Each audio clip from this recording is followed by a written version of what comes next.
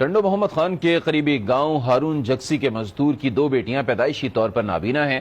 مزدور باپ غریب ہونے کی وجہ سے اپنی بچیوں کا علاج کروانے سے قاصر ہے۔ تحصیل ٹنڈو غلام حیدر کے پسماندہ گاؤں میں ایک جھونپڑی میں رہنے والے مزدور ابراہیم ملہ کی 5 سالہ بیٹی شبانہ اور 2 سالہ بیٹی رضوانہ پیدائشی طور پر دنیا کی رنگینیاں دیکھنے سے محروم ہیں اور فاقہ کشی میں مبتلا یہ خاندان ان بچیوں کا علاج کروانے سے قاصر ہے۔ پر غریب مسکین نہ پی سکیو ہمارے پیسے لوگوں نہ تھی سکیو والد ابراہیم ملہ کا کہنا ہے کہ اپنی حیثیت کے مطابق ان کا علاج کروایا، لیکن ڈاکٹر کا کہنا ہے کہ ان کے علاج پر خطیر رقم لگے گی۔